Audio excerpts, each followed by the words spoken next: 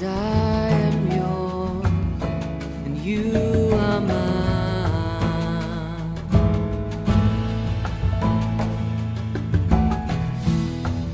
'Cause I am yours, you are mine. You are mine.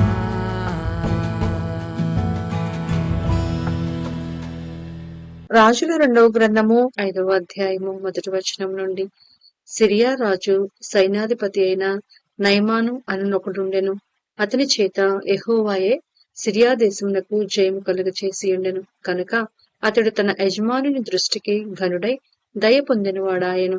అతడు మహాపరాక్రమశాలి అయి ఉండెను. కాని అతడు కుష్ఠరోగి. సిరియన్లు గుంపు గుంపులుగా బయలుదేరి ఇజ్రాయెల్ దేశం మీదికి పోయి ఉండిరి. వారచ్చటి నుండి ఒక చిన్నదాన్ని చెరగొనితేగా అది నయమాను భార్యకు పరిచారము చేయుచుండెను. అది షోమ్రోన్లోనున్న ప్రవక్త దగ్గర నా ఏలినవాడు ఉండవలెనని నేనెంతో కోరుచున్నాను.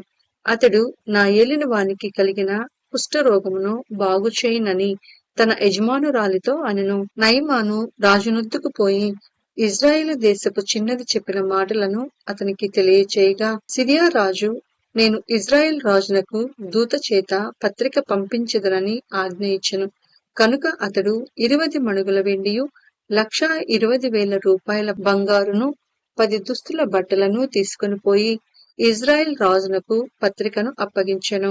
ఆ పత్రికలో ఉన్న సంగతి ఏదనగా, నా సేవకుడైన నయమానునకు కలిగిన కుష్ఠరోగమును నీవు బాగుచేయవలనని ఈ పత్రికను అతని చేత నీకు పంపించి ఉన్నాను. ఇజ్రాయేల్ రాజు ఈ పత్రికను చదివి వస్త్రములు చింపుకొని చంపుటకును బ్రతికించుటకును నేను దేవుడునా?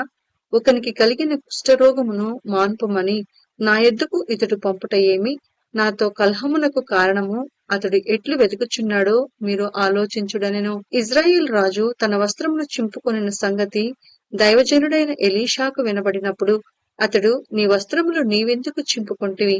ఇజ్రాయేలులో ప్రవక్త ఒకడున్నాడని అతనికి తెలియబడినట్లు అతని నా ఎదుకు రానిమ్ము అని రాజునకు వర్తమానము చేసెను. నయమాను గుర్రములతోనూ రథముతోనూ వచ్చి ఎలీషా ఇంటి ద్వారము ముందర నిలిచియుండగా, ఎలీషా, నీవు యొర్దాను నదికి పోయి 7 మార్లు స్నానము చేయము, నీ ఒళ్ళు మరలా బాగై నీవు శుద్ధుడు అగుదువని అతనితో చెప్పుటకు ఒక దూతను పంపెను. అందుకు నయమాను కోపము తెచ్చుకొని తిరిగిపోయి ఇట్లనెను, అతడు నా యొద్దకు వచ్చి నిలిచి తన దేవుడైన యెహోవా నామమును బట్టి తన చెయ్యి రోగముగా ఉన్న స్థలము మీద ఆడించి కుష్ఠరోగమును మాన్పునని నేననుకొంటిని. దమస్కు నదులైన అబానాయును ఫరఫురును ఇజ్రాయెల్ దేశంలోని నదులన్నిటికంటే శ్రేష్టమైనవి కావా? వాటిలో స్నానం చేసి శుద్ధి నొందలేనా అని అనుకుని రౌద్రుడై తిరిగి వెళ్లిపోయెను. అయితే అతని దాసులలో ఒకడు వచ్చి, నాయనా, ఆ ప్రవక్త ఏదైనా నాకు గొప్ప కార్యము చేయమని నియమించిన ఎడల నీవు చేయకుందువా? అయితే స్నానం చేసి శుద్ధుడవు కమ్మను మాట దానికంటే మేలు కాదా అని చెప్పినప్పుడు అతడు పోయి దైవజనుడు చెప్పినట్లు యొర్దాను నదిలో 7 మార్లు మునుగగా అతని దేహము పసిపిల్ల దేహం వలనై అతడు శుద్ధుడాయెను. అప్పుడతడు తన పరివారంతో కూడా దైవజనుని దగ్గరకు తిరిగి వచ్చి అతని ముందర నిలిచి, చిత్తగించుము, ఇజ్రాయేలులోనున్న దేవుడు తప్ప లోకమంతటి యందును మరి ఒక దేవుడు లేడని నేను ఎరుగుదును. ఇప్పుడు నీవు నీ దాసుడునైన నా యొద్ద బహుమానము తీసుకొనవలసినదని అతనితో చెప్పగా, ఎలీషా, ఎవని సన్నిధిని నేను నిలవబడి ఉన్నానో ఇజ్రాయేలు దేవుడైన ఆ యెహోవా జీవము తోడు నేనేమియూ తీసుకొనను అని చెప్పెను. నయమాను అతనిని ఎంతో బతిమాలినను అతడు ఒప్పకపోయెను. అప్పుడు యెహోవాకు తప్ప దహన బలినైనను మరి ఏ బలినైనను ఇతరమైన దేవతలకు నేనికను అర్పింపను. 2 కంచెల గాడిదలు మోయుపాటి మన్ను నీ దాసుడునైన నాకు ఇప్పించకూడదా? నా యజమానుడు మ్రొక్కుటకు రిమ్మోను గుడిలో చొచ్చి నా చేతి మీద ఆనుకొనున్నప్పుడు నేను రిమ్మోను గుడిలో నమస్కారము చేసిన ఎడల రిమ్మోను గుడిలో నేను నమస్కారం చేసిన సంగతిని గూర్చి యెహోవా నీ దాసుడునైన నన్ను క్షమించునుగాక అని నయమాను చెప్పగా, ఎలీషా నెమ్మది కలిగి పొమ్మని అతనికి సెలవిచ్చెను. అతడు ఎలీషా యుద్ధ నుండి వెళ్లి కొంత దూరము సాగిపోయెను. అంతటి దైవజనుడైన ఎలీషాకు సేవకుడగు గెహాజీ సిరియనుడైన ఈ నయమాను తీసుకుని వచ్చిన వాటిని అంగీకరించుటకు నా యజమానునికి మనస్సు లేకపోయాను. కాని యెహోవా జీవము తోడు నేను పరిగెత్తుకుని పోయి అతన్ని కలుసుకొని అతని యొద్ద ఏదైనాను తీసుకుందుననుకొని నయమానును కలుసుకొనుటకై పోవుచుండగా, నయమాను తన వెనుక నుండి పరుగున వచ్చుచున్న వానిని చూచి తన రథము మీద నుండి దిగి వానిని ఎదుర్కొని క్షేమమా అని అడిగెను.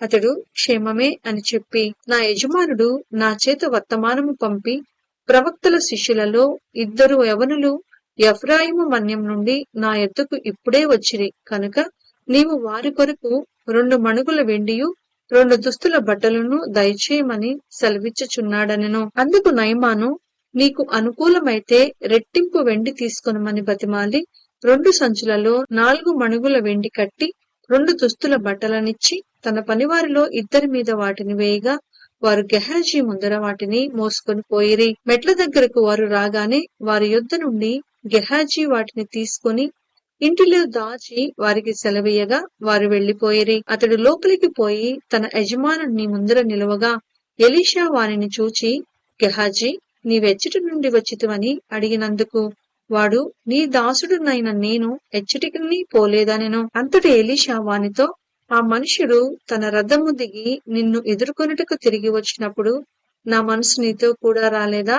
ద్రవ్యమును, వస్త్రములను, ఒలీవ చెట్ల తోటలను, ద్రాక్ష తోటలను, గొర్రెలను, ఎడ్లను, దాసదాసీలను సంపాదించుకున్నటకు ఇది సమయమా? కాబట్టి నయమానునకు కలిగిన కుష్టు నీకును నీ సంతతికిని సర్వకాలము అంటియుండును అని చెప్పగా వాడు మంచు వలె తెల్లనైన కుష్ఠము కలిగి ఎలీషా ఎదుట నుండి బయటికి వెళ్ళెను. రాజుల 2వ గ్రంథము 6వ అధ్యాయము 1వ వచనం నుండి. అంతటి ప్రవక్తల శిష్యులు ఎలీషా యొద్దకు వచ్చి, ఇదిగో నీ యొద్ద మాకున్న స్థలము ఇరుకుగానున్నది. నీ సెలవైతే మేము యొర్దాను నదికి పోయి తలా యొక్క మ్రాను అచ్చట నుండి తెచ్చుకొని మరి ఒక చోట నివాసము కట్టుకుందామని మనవి చేయగా అతడు వెళ్ళుడని ప్రత్యుత్తరమిచ్చెను. ఒకడు దయచేసి నీ దాసులమైన మాతో కూడా నీవు రావాలనని కోరగా అతడు నేను వచ్చేదనని చెప్పి వారితో కూడా పోయెను.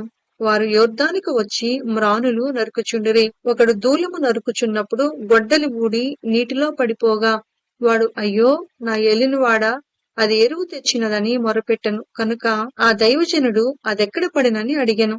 వాడు అతనికి ఆ స్థలమును చూపింపగా అతడు కొమ్మ ఒకటి నరికి నీళ్లలో వేయగా గొడ్డలి తేలెను. అతడు దాన్ని పట్టుకొనమని వానితో చెప్పగా వాడు తన చెయ్యి చాపి దానిని పట్టుకొనెను. సిరియా రాజు ఇజ్రాయేలుతో యుద్ధము చేయవలనని కోరి తన సేవకులతో ఆలోచన చేసి ఫలాని స్థలమందు మన దండుపేట ఉంచుదామని చెప్పెను. అయితే ఆ దైవజనుడు ఇజ్రాయేలు రాజునకు వర్తమానము పంపి, ఫలాని స్థలమునకు నీవు పోవద్దు, అచ్చడికి సిరియన్లు వచ్చి దిగియున్నారని తెలియచేసెను. కనుక ఇజ్రాయేల్ రాజు దైవజనుడు తనకు తెలిపి హెచ్చరిక చేసిన స్థలమునకు పంపి సంగతి తెలుసుకొని తన వారిని రక్షించుకొనెను. ఈలాగు మాటి మాటికి జరుగుచూ వచ్చినందున సిరియా రాజు కల్లోలపడి తన సేవకులను పిలిచి, మనలో ఇజ్రాయేలు రాజు పక్షము వహించిన వారెవరైనది నాకు తెలియచెప్పరాదా అని వారిని అడుగగా అతని సేవకులలో ఒకడు, రాజువైన నా ఏలినవాడా, ఇజ్రాయేలు రాజు పక్షమున ఎవరనూ లేరు కాని ఇజ్రాయేలులో నున్న ప్రవక్తయగు ఎలీషా మీ అంతఃపురమందు మీరు అనుకొనిన మాటలు ఇజ్రాయేలు రాజునకు తెలియచేయనెను. అందుకు రాజు, మేము మనుషులను పంపి అతని తెప్పించినట్లు నీవు వెళ్లి అతడుండు చోటు చూచి రమ్ము అని సెలవీయగా అతడు దోతానులో ఉన్నాడని వర్తమానము వచ్చెను. కాబట్టి రాజు అచ్చటికి గుర్రములను, రథములను, గొప్ప సైన్యమును పంపెను. వారు రాత్రివేళ వచ్చి నలుదిశలను పట్టణమును చుట్టుకొనగా దైవజనుడైన అతని పనివాడు పెందల కడ లేచి బయటికి వచ్చినప్పుడు గుర్రములను, రథములను గల సైన్యము పట్టణమును చుట్టుకొని ఉండుట కనపడెను. అంతటా అతని పనివాడు, అయ్యో నా ఏలినవాడా, మనము ఏమి చేయుదుమని ఆ దైవజనునితో అనగా అతడు, భయపడవద్దు, మన పక్షముననున్నవారు వారికంటే అధికులై ఉన్నారని చెప్పి, యెహోవా వీడు చూచినట్లు దయచేసి వీని కండ్లకు తెరువమని ఎలీషా ప్రార్థన చేయగా యెహోవా ఆ పనివాని కండ్లను తెరవచేసెను. కనుక వాడు ఎలీషా చుట్టూను పర్వతము అగ్ని గుర్రముల చేత రథముల చేతను నిండియుండుట చూచెను. ఆ దండువారు అతని సమీపించినప్పుడు ఎలీషా, ఈ జనులను అంధత్వముతో మొత్తుమని యెహోవాను వేడుకొనగా ఆయన ఎలీషా చేసిన ప్రార్థన చొప్పున వారిని అంధత్వముతో మొత్తెను. అప్పుడు ఎలీషా, ఇది మార్గము కాదు, ఇది పట్టణము కాదు. మీరు నా వెంట వచ్చిన ఎడల మీరు వెదుకువాని యొద్దకు మిమ్మల్ని తీసుకుని పోదునని వారితో చెప్పి షోమ్రోను పట్టణమునకు వారిని నడిపించెను. వారు షోమ్రోనులోనికి వచ్చినప్పుడు అతడు యెహోవా వీరు చూచినట్లు వీరి కండ్లను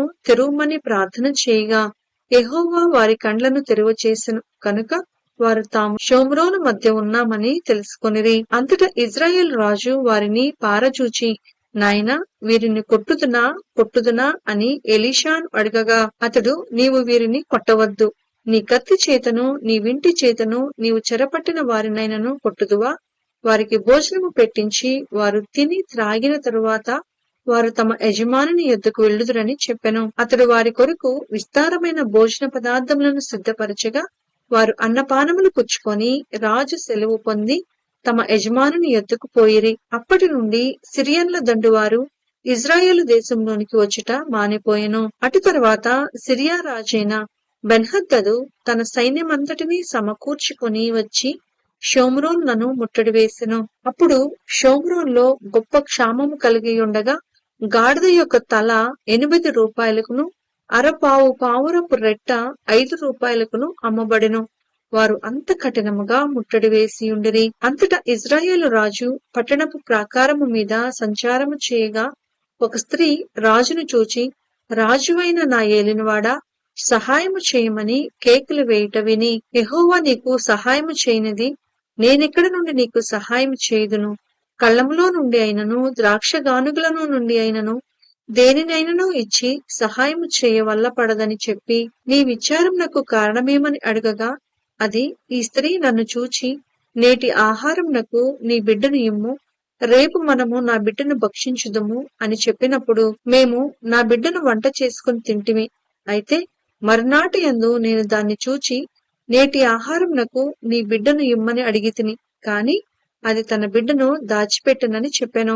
రాజు ఆ స్త్రీ మాటలు విని తన వస్త్రములను చింపుకొని ఇంకా ప్రాకారము మీద నడిచిపోవుచుండగా జనులు అతనిని తేరి చూచినప్పుడు లోపల అతని ఒంటి మీద గోనెపట్ట కనపడెను. తరువాత రాజు, షాపాతు కుమారుడైన ఎలీషా యొక్క తల ఈ దినమున అతని పైన నిలిచియున్న ఎడల దేవుడు నాకు గొప్ప అపాయము కలుగజేయును గాక అనెను. అయితే ఎలీషా తన ఇంట కూర్చొని ఉండగా పెద్దలను అతనితో కూడా కూర్చుండి ఉన్నప్పుడు రాజు ఒక మనిషిని పంపెను. ఆ పంపబడిన వాడు ఎలీషా దగ్గరకు రాకమునిపే అతడు ఆ పెద్దలను చూచి, ఈ నరహంతకుని కుమారుడు నా తలను కొట్టివేయుటకు ఒకరిని పంపియున్నాడని మీకు తెలిసినదా? మీరు కనిపెట్టియుండి ఆ దూత రాగా వాడు లోపలికి రాకుండా తలుపుతో వానిని వెలుపలికి తోసి తలుపు మూసి వేయుడి. వాని యజమానుని కాళ్ల చప్పుడు వాని వెనుక వినబడును కదా అని వారితో చెప్పుచుండగా ఆ దూత అతని ఎద్దుకు వచ్చెను. అంతట రాజు, ఈ కీడు యెహోవా వలన అయినది, నేను ఇక ఎందుకు యెహోవా కొరకు కనిపెట్టి ఉండవలనెను?